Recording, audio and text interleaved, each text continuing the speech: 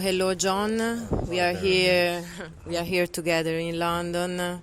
The process for Julian reopened yesterday. So, can you tell us a little bit what is your impression so far? Well, I maintain the impression that it's either a fraud upon the court, brought about by the Americans with the insistence of the Crown Prosecuting Service, or unfortunately you might conclude that it's a show trial. However, I'm maintaining that it's a fraud upon the court brought about by the United States and the Crown Prosecuting Service here.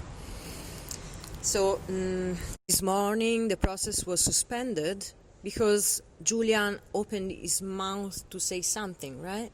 Yes, there's a procedure whereby a witness gives testimony and then is cross-examined by the prosecutor. These are witnesses on behalf of the defence, on behalf of Julian. So the cross-examination is quite robust and vigorous. And consequently, you can get the impression that you're being involved in something where you're never going to get an opportunity to answer. But that's not the case. What happens is that the prosecutor cross-examines and then the defence re-cross-examines for a short period, maybe 10 minutes. So that enables the defence to right all of the wrongs that the prosecutor has made, or the smears or assertions or canards or disingenuous quotes from court documents, things like that. Yeah. So, new allegation came out only 6 weeks ago, right? From the US, and there were no possibilities for Julian to see his lawyers for these new allegations. Well, the case in its entirety for the defence is an abuse case. There's a legal term called due process, which requires each side to be equally armed. So the defence is equally armed, equal access to assets and resources as the prosecutor.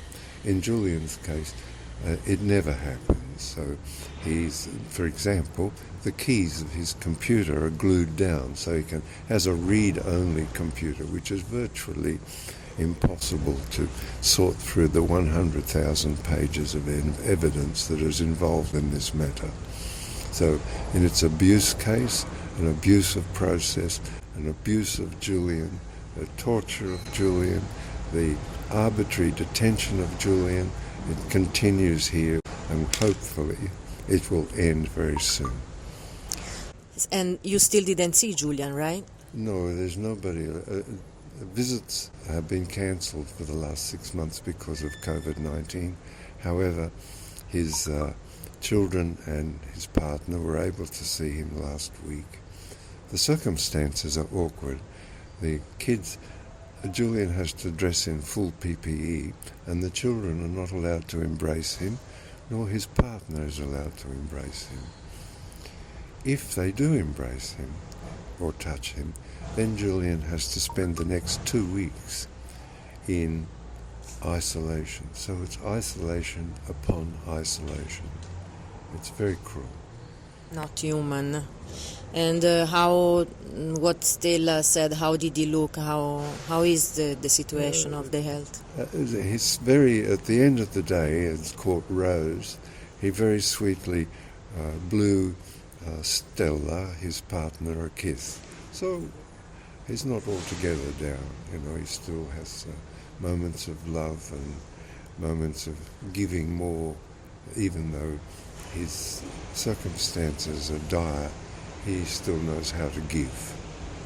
Do you think he heard the demonstrators outside of court yesterday? Oh, I wouldn't know that. I couldn't tell that. Today, in London, at Westminster, there was quite a big demonstration for the environment. Do these people even know what is happening in the meantime at Old Bailey Court? Yes, they do know. we went and saw Gail Bradshaw, who is one of the conveners, and we met in the Westminster Square outside the Parliament. So they do know and they are supportive. We share a house with their legal team, so they are well aware of our circumstances. So John, hopefully I hope to represent many Italians that unfortunately are informed only by the independent medias and not by the mainstream medias, but lots of people are thinking of you and supporting Julian, and we send you all the thoughts of strength and courage as we can.